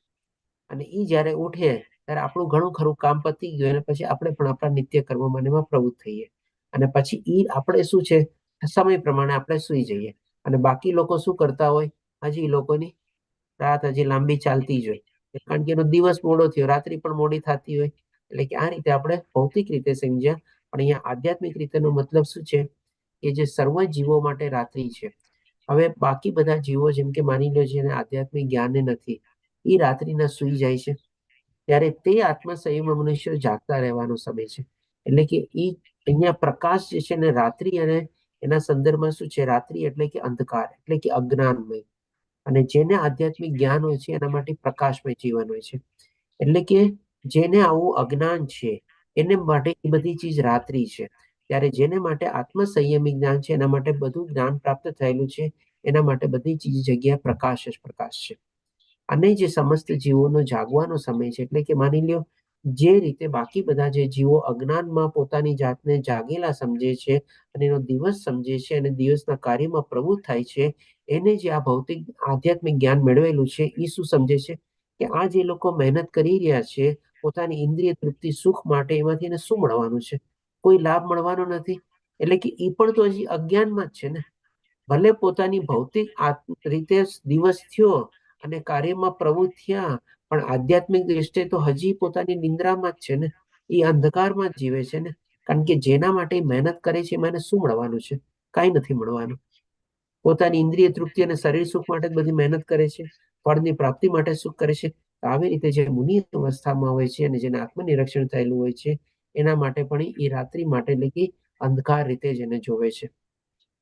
તો આ રીતે બે એંગલથી આપણે સમજી શકાય, ભૌતિક દ્રષ્ટિએ અને આધ્યાત્મિક દ્રષ્ટિએ, દિવસ અને રાત્રિના સંદર્ભમાં. હવે ભગવાન શ્રી કૃષ્ણ 70મા શ્લોકમાં કહે છે કે જેવી રીતે સમુદ્રમાં નદીઓ નિરંતર પ્રવેશ કરતી રહે છે છતાં સમુદ્ર હંમેશા સ્થિર રહે છે. ફરી સરસ મજાની કમ્પેરિઝન આપે છે અહીંયા. તે વાસનાઓના અવિરત પ્રવાહથી વિચલિત નહીં થનાર મનુષ્ય શાંતિ પ્રાપ્ત કરી શકે છે. એટલે કે જેમ સમુદ્રમાં ઘણી બધી નદીઓ કેમ લાસ્ટમાં જઈને એમાં મળી જતી હોય, એવી રીતે આપણા ઇન્દ્રિયોમાંથી પણ છે ને ઘણા બધા આવા મોજા ઉઠે છે. જેમ સાગરમાં કેવા બધા મોજા ઉઠતા હોય, અને ફરીથી આપણે જોઈને ઇન્દ્રિય આપણે મનમાં જેને સમાવી દઈએ તો એ ઉઠા અને પાછા મનમાં સમાવી દીધા તો આપણે શાંતિ પ્રાપ્ત કરી શકીએ છીએ. પરંતુ આવી જો ઈચ્છાઓ, મનમાં આવી બધી જે ઈચ્છાઓ જાગૃત થઈ, એમાં આપણે આસક્તિ ધરાવી અને એમાં પ્રવૃત્ત થઈ જઈએ, એટલે કે ઈચ્છાઓને સંતુષ્ટ કરવા મતો, એટલે કે એની પાછળ આપણે મહેનત કરવા લાગીએ ગધા મજૂરીની માટે, એના માટે કે છે મનુષ્ય શાંતિ પ્રાપ્ત કરી શકતો નથી. એટલે કે જે માણસ આત્મજ્ઞાનમાં સ્થિર છે, મુનિવાળ અવસ્થા પ્રાપ્ત કરી લીધી છે, જેની બુદ્ધિ સ્થિર થઈ ગઈ છે, એને ભગવાન શ્રી કૃષ્ણ સમુદ્રની ઉપમા આપીને વર્ણવે છે. એના મનમાં આવી રીતે ઘણી બધી ઈચ્છાઓ આવે છે, ઘણા વેગથી આવે છે, ઘણા બધા પ્રચંડ પ્રવાહથી આવે છે, પણ જેમ કાચબો કેવી રીતે પોતાને બધું સમેટી લે, એવી રીતે આ મનુષ્ય પણ પોતાને બધી રીતે એમાંથી સમેટી લે છે અને પોતાના આત્મજ્ઞાનમાં સ્થિર રહે છે. પણ જે નથી કરી શકતો એને કોઈ જાતની શાંતિ પ્રાપ્ત થતી નથી. પછી હવે 71મા શ્લોકમાં ભગવાન શ્રી કૃષ્ણ આપણને સમરાઇઝ કરીને કહે છે કે જે મનુષ્ય ઇન્દ્રિય તૃપ્તિની સમસ્ત ઈચ્છાઓનો ત્યાગ કર્યો છે, બરાબર આપણે સમજી ગયા, જે નિષ્પૃહ રહે છે, એટલે કે પોતાને આઇસોલેટેડ, નિષ્પૃહ એટલે કે આઇસોલેટેડ, એનાથી લિપ્ત નથી થતો, એમાં આસક્તિ નથી રાખતો, એનું ચિંતન નથી કરતો, એને ત્યાં ને ત્યાં જ પોતાના કંટ્રોલમાં ઓલામાં સમાવી દે છે. અને જેને સ્વામિત્વના ભાવનો સર્વથા ત્યાગ કરી દીધો. સ્વામિત્વના ભાવનો એટલે કે શું? નિષ્કામ ભાવે કર્મ કરે છે. એને કોઈ ફળ પ્રત્યે આસક્તિ નથી કે આ કર્મ મેં કર્યું તો હવે કરતો હું થઈ ગયો અને એના ફળ ઉપર મારો અધિકાર છે, એવું કોઈના મનમાં કોઈ ભાવ હોતો નથી. તેથી આ મિથ્યા અહંકારથી રહિત થયેલો છે. મિથ્યા અહંકાર ક્યારે જાગે? જ્યારે આપણે પોતાની જાતને કરતા માની લઈએ કે મારા કારણે થયું, મેં કર્યું, અને એવી રીતે પોતાના મનમાં ભાવ જાગે ત્યારે આપણને અહંકાર જાગે છે. તે જ વાસ્તવિક શાંતિ પ્રાપ્ત કરી શકે છે. અહીંયા તમે જો ભગવાન શ્રી કૃષ્ણ આપણને 3 ચીજ બતાવે છે સરસ રીતે. સૌથી પહેલા આપણે ઇન્દ્રિયો પર સંયમ મેળવવાનો છે. બીજું ચીજ આપણને શું, કોઈ ચીજનું સ્વામિત્વ આપણે નથી કેળવવાનું. અને ત્રીજી ચીજ ડેફિનેટલી આપણે કોઈ ચીજનો અહંકાર નથી કેળવવાનો. અને એના બાય પ્રોડક્ટ તરીકે જોવો કે ભાઈ આપણે કોઈ ચીજના ભોગતા જ નથી તો આપણે સ્વામી પણ ક્યાંથી હોઈએ? કારણ કે બધાના સ્વામી તો ભગવાન જ છે. તો આવી જ રીતે જો આપણે કેળવી લઈએ તો આપણને વાસ્તવિક શાંતિ પ્રાપ્ત થઈ શકે છે. અને હવે છેલ્લા શ્લોકમાં 72મા શ્લોકમાં ભગવાન શ્રી કૃષ્ણ કહે છે કે આ આધ્યાત્મિક તથા ઈશ્વરમય જીવનનો માર્ગ છે. આ બધી જે સમજાવીને ભગવાન શ્રી કૃષ્ણ અહીંયા આપણને સારાંશ રૂપમાં વર્ણવે છે કે આને જ આધ્યાત્મિક જીવન કહેવાય, અને આને જ ઈશ્વરમય જીવન કહેવાય, અને આને જ કહેવાય કે મનુષ્ય જીવનનો ઉદ્દેશ છે. જેને પામ્યા પછી મનુષ્ય મોહવશ થતો નથી. ખબર પડી ગઈ છે એને પોતાનું લક્ષ્ય શું છે. જો મનુષ્ય મરણ સમયે પણ આવી જ અવસ્થામાં રહે તો તે ભગવાનના ધામમાં પ્રવેશ પામી શકે છે. એટલે કે જેમ ભગવાને કીધું ને કે આ જીવન જીવતા જીવત આપણે મુક્ત થઈ જઈએ છીએ. ફરીથી યાદ કરજો બીજા અધ્યાયનો આ 51મો શ્લોક એ જીવન મુક્ત થઈ જાય છે અને ભગવાનના ધામમાં પહોંચે છે. એટલે કે આ સ્ટેજ આપણે જે પ્રાપ્ત કરી લીધું હોય એને આપણે કન્ટિન્યુ રાખીએ, આપણે કે જીવનના છેલ્લા શ્વાસ સુધી, અને આવું જ્ઞાન પણ કેળવીને આપણે એમાં આગળ વધતા રહીએ, એવી વિવેક બુદ્ધિ આપણે વાપરતા રહીએ ક્ષણ આપણે, તો ભગવાન શ્રી કૃષ્ણ કહે છે કે એમાં ભગવાનના ધામમાં પ્રવેશ પામી શકે છે. એટલે કે અલ્ટિમેટલી આપણું લક્ષ્ય એ જ છે. એટલે કે અહીંયા ભગવાન શ્રી કૃષ્ણ આપણને કેવી રીતે આપણે કન્ટિન્યુ આવી રીતે કાયમ જાળવી રાખવાની, એ માટે આપણને અહીંયા ભગવાન શ્રી કૃષ્ણ નિર્દેશ આપે છે. મરતે દમ સુધી આપણે આવા ભાવથી જીવવાનું છે, તો આપણું જે મોક્ષ અથવા મુક્તિ એકદમ નિશ્ચિત છે, ગેરંટેડ છે. આ રીતે આપણો અહીંયા બીજો અધ્યાય સંપૂર્ણ થાય છે. વાંછાકલ્પતરુભ્યશ્ચ કૃપા સિંધુભ્યેવ ચ પતિતાનાં પાવનેભ્યો વૈષ્ણવેભ્યો નમો નમઃ. હરે કૃષ્ણ કૃષ્ણ કૃષ્ણ હરે હરે, હરે રામ રામ રામ હરે હરે. શ્રીલ પ્રભુપાદ કી જય. શ્રી રાધા ગોવિંદ પ્રણામ. મેં 10 થી 12 મિનિટ આપની એક્સ્ટ્રા લીધી છે, 15 મિનિટ જેવી. તે બદલ ખૂબ ખૂબ ધન્યવાદ આપ સર્વેનો. હવે જો કોઈને કોઈ પ્રશ્ન હોય તો લઈ શકીએ છીએ આપણે. હરે કૃષ્ણ. દર્શના માતાજી, મીરા માતાજી, હરે કૃષ્ણ દેવિકા માતાજી. પ્રભુજી કૃષ્ણ. 64 264 એકવાર પાછું એક્સપ્લેન કરો ને. 64 શ્લોક એટલે કે આપણે ક્રોધ હતો એના પછીનો શ્લોક છે ને હા આપણે. હા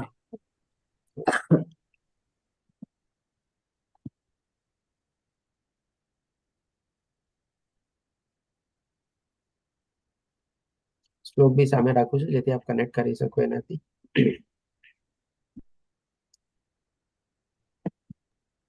રાગ દ્વેષ યુક્ત વાળો જે છે ને, હા રાઈટ, નહીં 264. સોરી. હા, પરંતુ મનુષ્ય સમસ્ત રાગ તથા દ્વેષથી મુક્ત. એટલે કે રાગ એટલે કે શું? કોઈ ચીજ પ્રત્યે આપણને આકર્ષણ હોય. અને દ્વેષ એટલે કે શું? કોઈ ચીજ આપણે પ્રાપ્ત ન કરી શકતા તો આપણને ઈર્ષ્યા આવી જાગે. એટલે કે આના સંદર્ભમાં રાગ અને દ્વેષથી મુક્ત. અને મુક્તિના નીતિ નિયમોના આચરણ દ્વારા. મુક્તિના નીતિ નિયમો શું છે?